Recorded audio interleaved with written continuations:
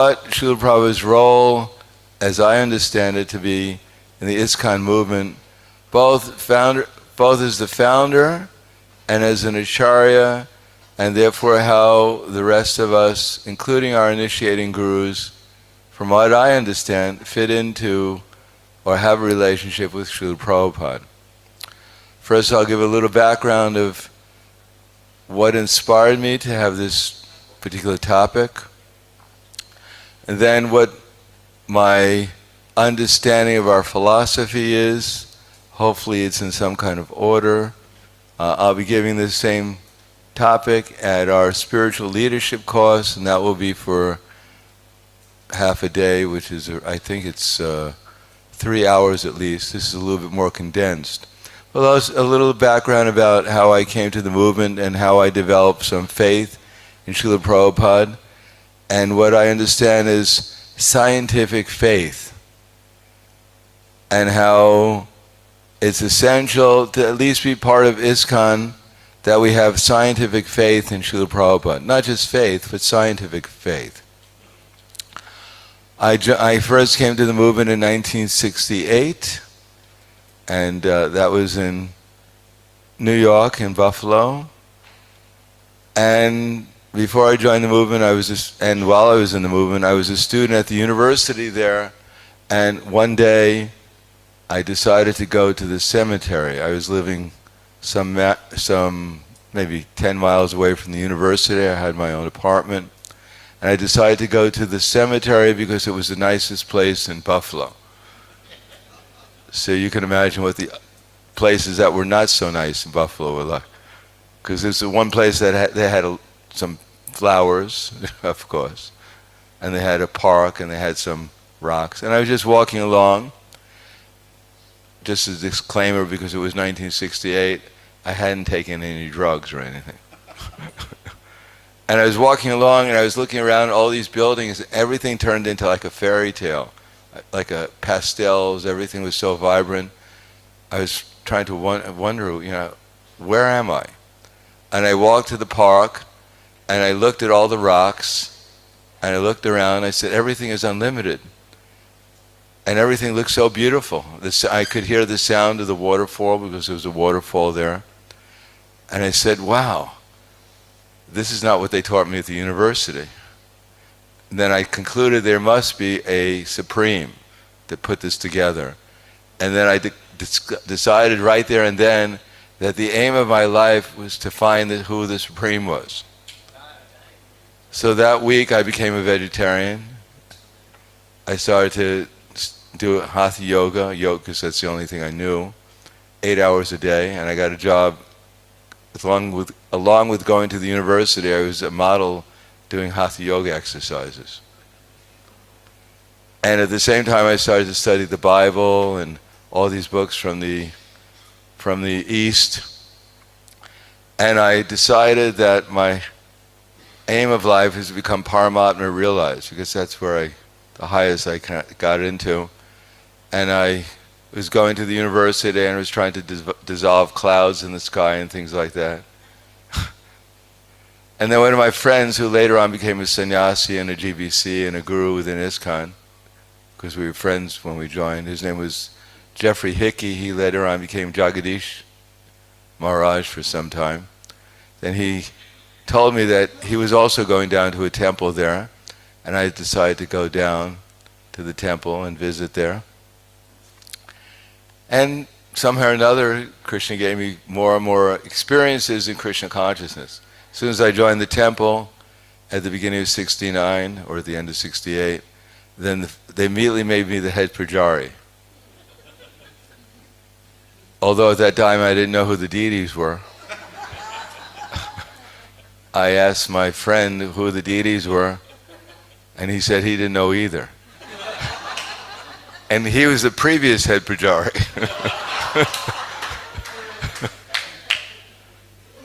And then they made me the treasurer, which fit my personality. I think it was because anyhow, I noticed that the previous treasurer, as soon as I gave him a donation, he accounted for it. So I said, well, that's really amazing. And then I learned from Prabhupada's first treasurer how to become a treasurer, from Gargamuni. And he told me, Prabhupada's method of being a treasurer is you take in money, but you don't give anything out.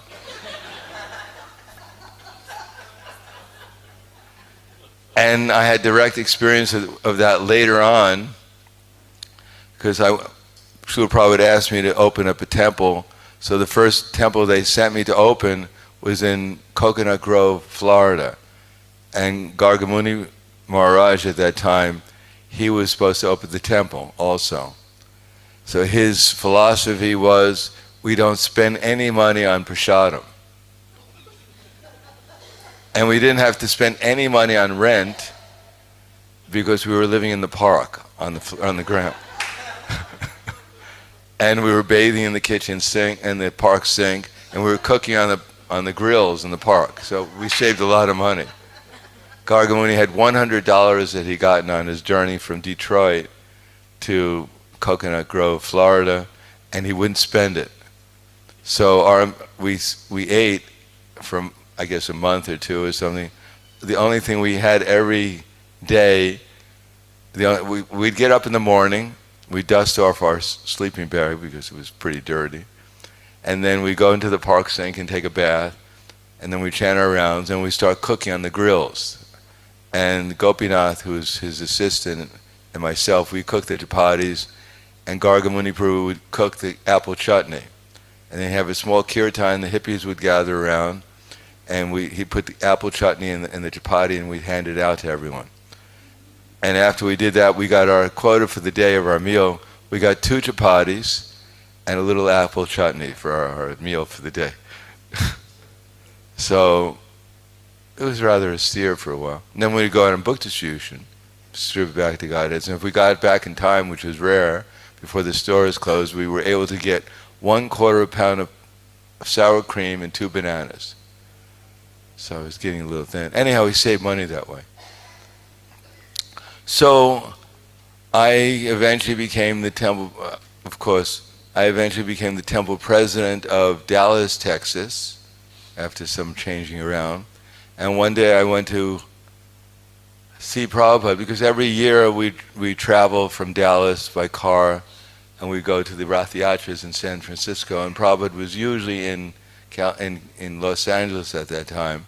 And since I was the temple president, I would go they would invite me to be in the garden with Srila Prabhupada when he was talking. So one day I came to the garden with Srila Prabhupada, and Karunda was there. And as soon as Prabhupada looked at me, he said, well, how is your farm going in Dallas? I said, farm in Dallas? I didn't know we had a farm in Dallas.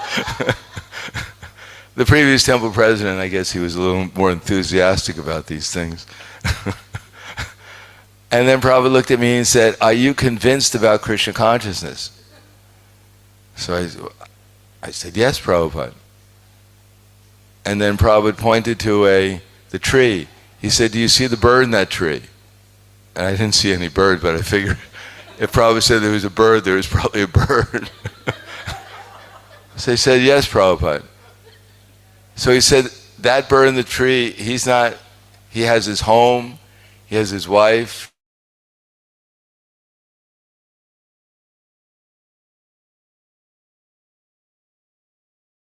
Everything he... I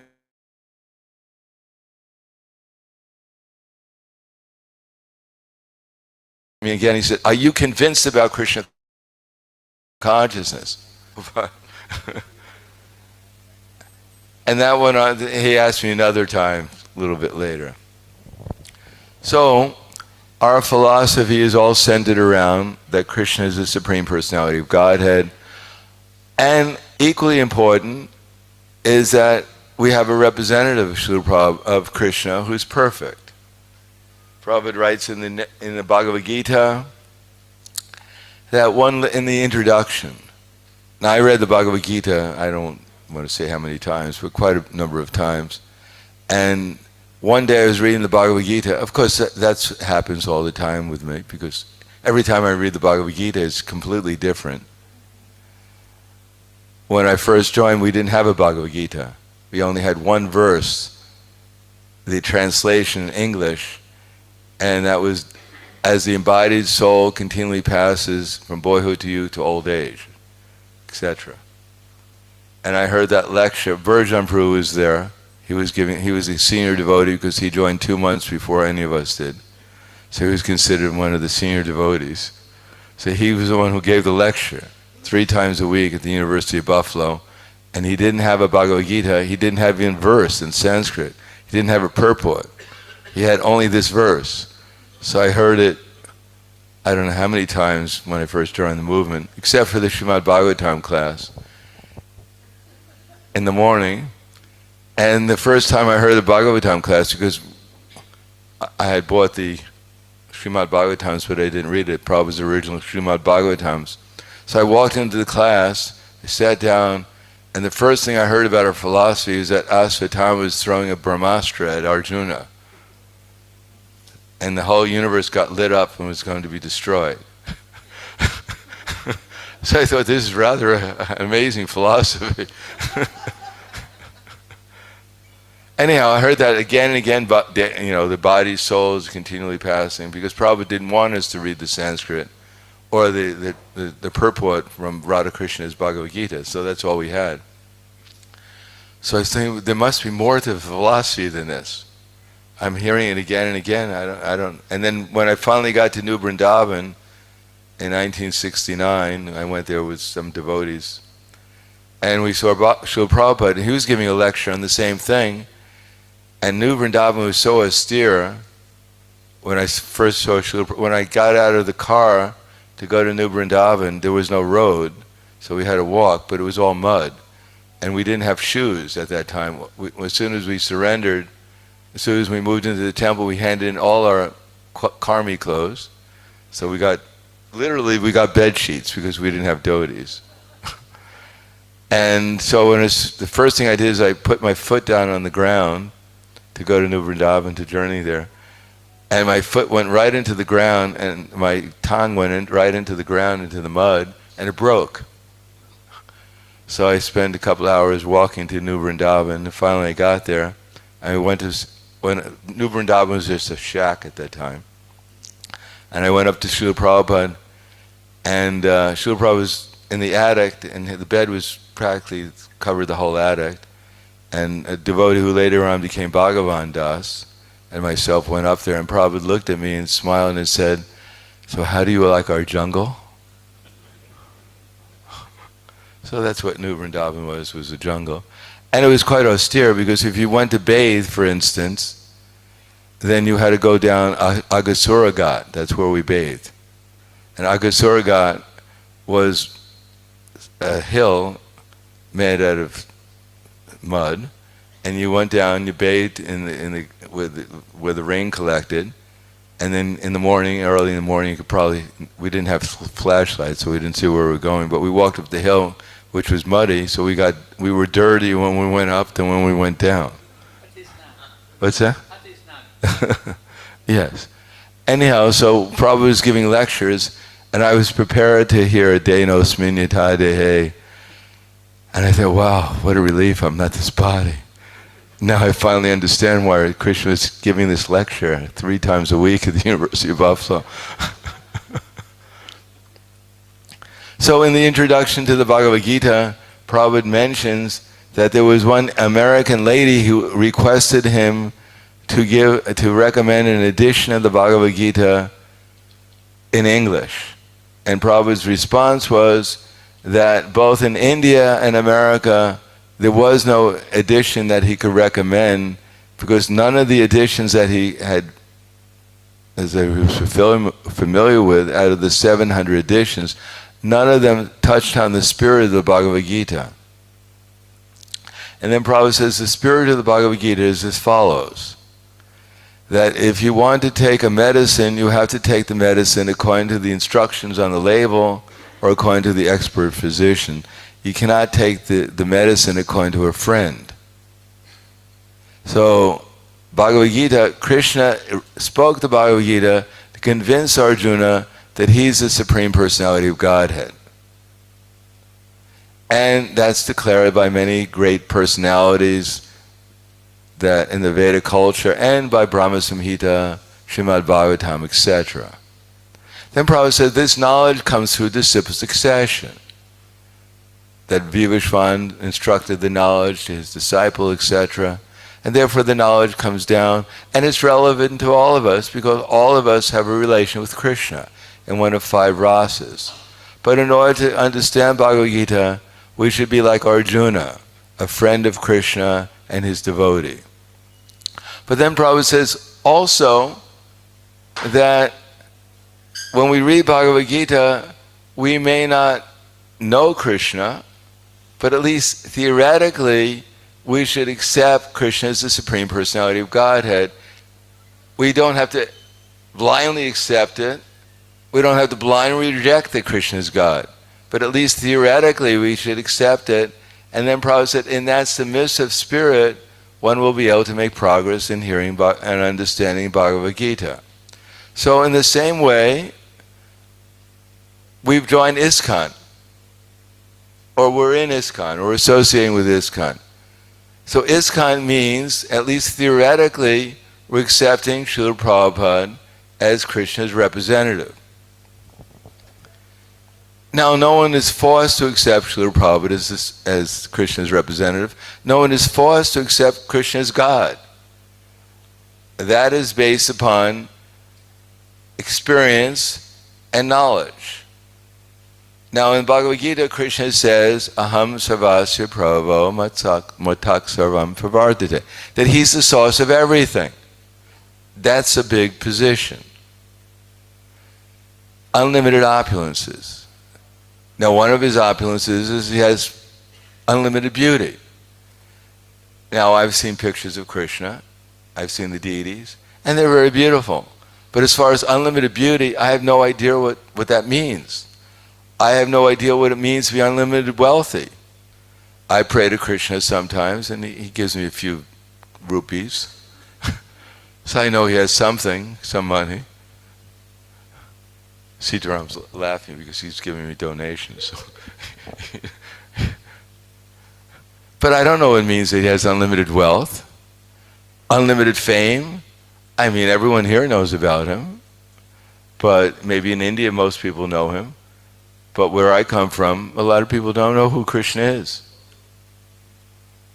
Now, unlimited strength, well, we can point that out, but most people don't know him as the one who controls the sun and its orbit, etc. But as far as knowledge goes, that is the one thing we can all practically experience and discern whether Krishna has unlimited knowledge. Now, we may not know it fully, but we have an access through the Bhagavad Gita to hear and use our intelligence to discern if this is perfect knowledge. If it's perfect knowledge, means absolute scientific knowledge. True absolutely in the past, true absolutely in the present, and will be true absolutely in the future. That's true scientific knowledge. So Krishna begins Bhagavad Gita, if you can get through the first chapter, all the Sanskrit names, and get into the second chapter, Krishna begins his first instruction. First of all, he says that Arjuna's a fool, indirectly, so that's good information. It's a diplomatic way. He doesn't say you're a fool, Arjuna. He said a person who's learned doesn't speak like you. So that's good information, how to diplomatically tell people if they're a fool. But his real first instruction is, Denosmin itadehe komaram yovanam dara tatadahantra pravtir diryas tatra namuyati. As the embodied soul is continually passing in a body which is going from boyhood to youth to old age, so this soul will enter into another body at the time of death. A self-realized person is not bewildered by all these different changes. So that's something which is discernible by all of us. Now, if we don't perceive it, then there's no use talking to someone. In other words, if people don't agree that their body is changing and that it's not getting younger, then there's no use really going further than that. Probably tried that with Professor Kataski, who invited him to come to Russia. He told Professor Kataski, your body's changing. And then he told him, but you're not changing. That's proof that you're not the body. But he couldn't understand that. Then Prabhupada introduced Varnashram, that we should have persons who are honest and clean and true and whatever, different qualities in the mode of goodness. And Professor Kataski, being a born-again Christian, who will be born again as something, he couldn't accept it at all. And the only thing Prabhupada could do is ask a question. Can you get me a taxi? And Professor Kataski couldn't do that either. So Prabhupada had to go on the street and find a taxi in Moscow. So generally, I remember one time I was preaching to someone at the University of Texas. I was trying to sell them a book, and I was showing him how the changing body changes all the time, but the soul is the same. And I asked him, where are you? Which body do you have now? And he pointed it out and he said, wow. He said, I'm not this body. That's great. So I gave him back the book and I said, take the book and just give a donation. And he gave me back the book. He said, I don't need the book. He said, wow, that's fantastic philosophy. And he shook my hand and said, thanks a lot. And then he left. That's called Maya. But it's perfect philosophy. It's the beginning of understanding that Krishna is actually giving real scientific knowledge, that we're eternal. And the next stage is Paramatma, which is more advanced. Vedanti tat tattva vidas tattva yash jnanam avayam. Brahmeti paramatmeti bhagavan iti shabdite. So we've solved the first problem, that we're not the body. And if we read Bhagavad Gita carefully, Krishna will explain scientifically how he's in everyone's heart, giving everyone's remembrance, knowledge, and forgetfulness. How he's the overseer and permitter. How he's controlling the universe. That's why the planets are in their orbits. That's why the sun rises at appointed time. There's so many discernible arguments that we can perceive with our intelligence, so we can know absolutely that Krishna is actually in our heart guiding us. Now, we're in Maya, at least I'm in Maya. So simultaneously we have intelligence, spiritual intelligence, which is being fed by Bhagavad Gita, Srimad Bhagavatam, and is actually showing us scientifically how Krishna is Paramatma, how we're not this body, what the process of self-realization is to realize those things. But at the same time, we're being influenced by illusion. So we don't see things 100% clear, but it becomes clearer so we can understand this is actually truth. This is reality, and the Maya that we're under is absolutely illusion. It has nothing to do with the truth. And then, of course, there's Bhagavan. Now we know, for instance, that probably the example is given that we all had a father and mother. Isn't that right? Anyone disagree? And our father and mother most likely had a father and mother too, grandparents. And we trace it all the way back, we probably find out that the original father and mother were also a person. If you go through your family album, you won't find, and when you turn the page, there's someone hanging from a tree, full of hair, and that's Grandfather Harry. And Grandmother Lucy is by his side. And you turn the page and there's a black sheep. And then finally you've understood who the black sheep in your family was. And next to the last page is a rock. And there's a little caption, the most solid member of your family. And you turn the pages, there's nothing. And now you know what the source of everything was. Someone who's good for nothing. And Mother Nothing said to Son Nothing that you're good for nothing. Trying to make something out of yourself. And he did. He was successful, and here we are now. So that's called science. Of course, we call it science fiction. But that's more or less, in a very general way, that's the viewpoint that most people have.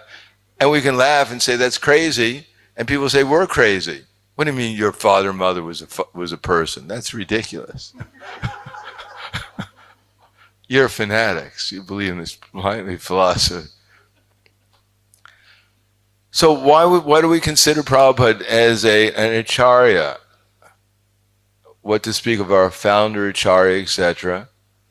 Now, my experience with Prabhupada, the first time I saw him personally, was that I'm just from my personal experience. He came to Buffalo in 1969 to visit, and I always I'm from New York, so I had a problem bowing down.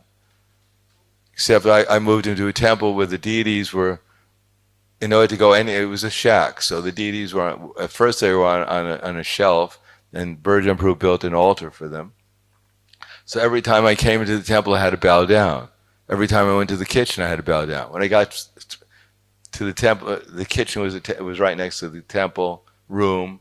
The entrance, you immediately were in the temple room. If you had to go upstairs, you had to go through the temple room. So, I don't know, 50 times a day I was bowing down before the deities. It was great. I was a yogi, so, I was getting a lot of exercise. But I was afraid when I saw Prabhupada, I would forget to bow down. So Prabhupada came into the airport, and Prabhupada was floating. And I was so struck with wonder, I actually forgot to bow down. Later, I spent a week with Srila Prabhupada. I go up to see him every day. I remember the first time he gave a lecture at the university. When he walked in, I wasn't in Krishna consciousness. I was in Brahman.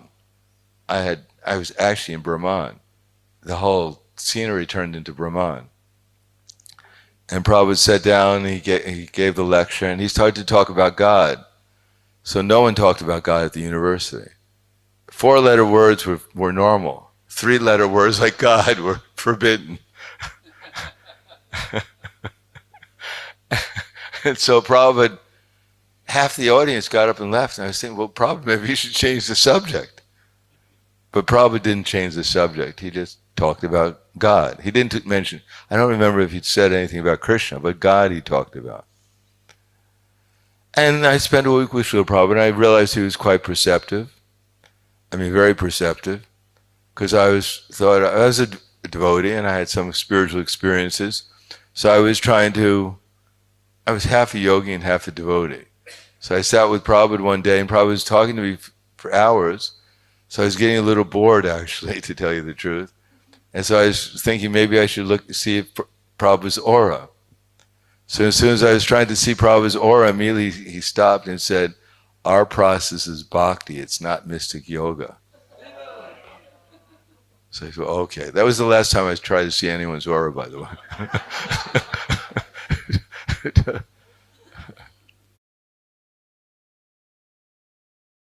Hare Krishna. We heard an amazing lecture by Maharaj. So I would just directly share his introduction.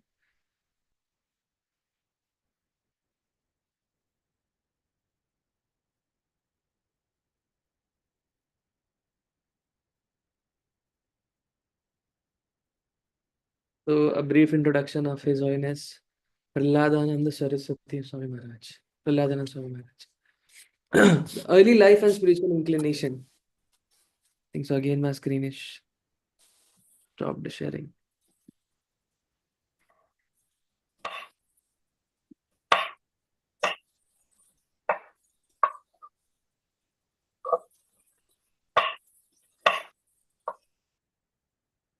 So about the early temple service. So before that.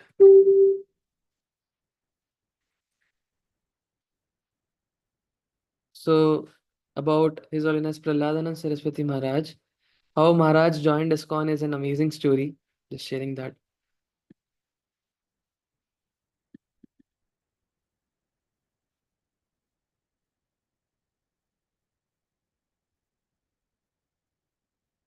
So Maharaj joined in ISKCON in very early years in 1968. As we know that he joined 2 years later to Purijan Prabhu, but he was one of the very senior devotees in ISKCON who joined. And in 1968. And at that point of time, he was studying in the State University of New York, Buffalo. And how he got connected to ISKCON is an amazing story. Initially, there were very less books which were available for the devotees, and he joined ISKCON through book distribution programs. So originally, he got the books of Srila Prabhupada, and thus he joined the mission. In January 1969, he received first and second initiation from Srila Prabhupada altogether. About his early temple service in 1969. So immediately upon joining the Buffalo temple, he became treasurer and head pujari, as we heard about the head pujari services, which I was mentioning in the lecture. And he was very keen for the treasurer services, as he also mentioned in the same lecture. He served the deities of Sri Jagannath, Baldev, Subhadra, Maharani, and developed deep dedication to deity worship and temple organization under Srila Prabhupada's guidance. So now about the direct service to Srila Prabhupada. So in the initial days, there were only two services, as we know that, book distribution and Harinam Sankirtan. So it was way too early in 1969. So he used to inspire devotees for going to Sankirtan and doing book distribution. He used to organize daily Harinams and book distributions in Buffalo from 9 a.m. to 5 p.m. daily. So I was hearing a realization from Udayananda Prabhu, one of Srila Prabhupada's disciple. He was sharing that initially during Srila Prabhupada's time, the only services which devotees used to have was this going for Harinam and book distribution. And they used to go for a stretch of at least more than 6 to 8 hours. So you can count here from 9 a.m. to 5 p.m. daily. And even in the harsh winters, below -7 degrees Celsius. Now I got cold in 19 degree over here, but can you imagine going to street Harinam for so many hours regularly in -7 degrees Celsius? So this was the level of dedication they had towards Srila Prabhupada. Maharaj also set a lifelong example of devotional determination and preaching enthusiasm. Temple leadership and expansion. So following Srila Prabhupada's instruction, helped open temples in Florida, Austin, Texas. He served as temple president in both Dallas and Austin, Texas. Joined the Radha Damodar Traveling Sankirtan Party in 1975, which was organized by His Holiness Tamal Krishna Goswami Maharaj, and distributing Srila Prabhupada's books across the USA. In case you don't know about, there was a famous quote which used to say that Radha Damodar Traveling Sankirtan Party, it was basically a Sankirtan bus. Actually, it was a fleet of Sankirtan buses altogether, which used to go around the United States to distribute Srila Prabhupada's books. The quote which stated about this Radha Damodar Traveling Sankirtan Party was, this Sankirtan buses were so unique that if a person entered the Sankirtan bus from the front end, he would come out from the other end with a shaved head. Meaning that once he got connected to the devotees of Radha Damodar Traveling Sankirtan Party, he would definitely join the movement. So it was one of the most influential traveling Sankirtan Party in those days. So Maharaj was a part of it. Teaching and scholarship. From 1987 to 1997, for the stretch of 10 years, Maharaj taught at Vaishnav Institute. Actually, it's Vrindavan Institute for Higher Education, VIHE, in Vrindavan, India. He taught subjects such as Krishna book, Ayurveda, and Vaishnav philosophy, and continues to teach seminars and courses worldwide, deeply rooted in Srila Prabhupada's books. So actually, I didn't write that point. Maharaj is known for his dedication towards Srila Prabhupada's books. I don't exactly remember the N count which was stated, but Maharaj had read Bhagavad Gita a lot of times. It was somewhere around a 2-digit or 3-digit figure. So Maharaj continuously reads Srila Prabhupada books, and it was a particular quote about the Bhagavad Gita which Maharaj read 2 n times or 3 n times. So apart from this, Maharaj continues to teach seminars and courses worldwide, deeply rooted in Srila Prabhupada's books. Global leadership and GBC service. Appointed Minister for Sannyas Services from 1992, and Maharaj is still serving in the same department. Is the head of the Sannyas Services in ISKCON. Appointed Minister for Health and Welfare, served as chairman of several GBC committees, recognized for his care, balance, and senior guidance within the ISKCON leadership. Global travels and current services, preaches extensively across Europe, especially Eastern Europe, Ukraine, and Russia. Regularly visits India, Peru, USA, Australia, New Zealand, and Hong Kong. Known for his depth of realization, gentle humor, and lifelong dedication to Srila Prabhupada's mission. Like, as we heard his humor in the lecture, it was all spiritual humor. Like, I have personally seen Maharaj. Maharaj visited Ujjain a couple of times, maybe twice or thrice, as far as I remember. Maharaj is very intellectual about the Shastras and everything. He mildly mixes the Shastric philosophy with humor so that, everyone can understand. It's very easy to approach. Like, if anybody has question regarding Bhagavad Gita or subjects like that, we saw that in Ujjain, like, devotees used to personally go to Maharaj for clarifying the doubts regarding scriptural uh, topics. The legacy and mood of service. Maharaj embodies Srila Prabhupada's instruction to preach with compassion, humility, and steadiness. A lifelong book distributor, teacher, and guide who continues to inspire devotees through personal example. Known for his deep scriptural understanding, as I said, gentle nature, and commitment to devotee care. Through his teachings, leadership, and simple lifestyle, Maharaj demonstrates the true spirit of Vaishnav dedication, always serving Srila Prabhupada's mission with gratitude and grace. So it's so amazing to have such amazing personalities amongst us. Some of the various qualities which I didn't add in the presentation was the quality of humility which Maharaj exhibits even after being such a senior exalted devotee who joined the movement in the late somewhere around 68. Yeah, he joined in 68, 1968, 69. But still, he's so approachable to devotees. And Maharaj mostly emphasizes that how the spiritual life should be not just a show off, but it should be deep insight so that we could develop Krishna Prem. Because devotional life is all about how deeply you are fixed inside, not superficially how uh, famous you are. So Maharaj is known for his humble and this kind of attitude that devotees should be so deeply fixed inside. And Maharaj is very strict regarding his sadhana. Like, as I said, like that count of times Maharaj has read Bhagavad Gita. And apart from this, in his daily sadhana, Maharaj is very fixed up. And the way he clarifies philosophical uh, philosophical topics is very amazing. Like, I heard through various devotees that in Vrindavan Institute of Higher Education, when Maharaj comes and takes topics and courses like Bhakti Vibhav and Bhakti Shastri, it's so amazing for the devotees, especially in the topics of Bhagavad Gita and Unit 1, 2, 3, which is kind of somewhat hard.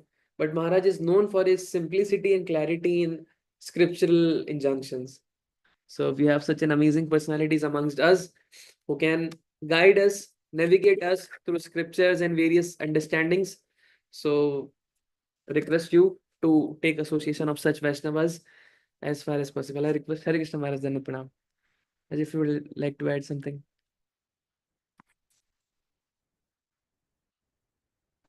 No, you have covered. Yeah, Maharaj is fond of reading. I think few years ago I have heard he read Bhagavad Gita 151 times. So other books also like that. And he can quote purport purpose. Now, some devotee can memorize the translation, but he memorizes the purport also. He can read purport. So he is a very exemplary devotee. And he is from the very beginning, he is the head of the Holiness ministry. You all. Okay, thank you very much. Thank you, Maharaj. Thank you. Haribol. जय श्री श्रीमद प्रहलादानंद महाराज की जय, जगत गुरु श्री प्रभुपाद की जय, निताय गौर प्रेमानंदे।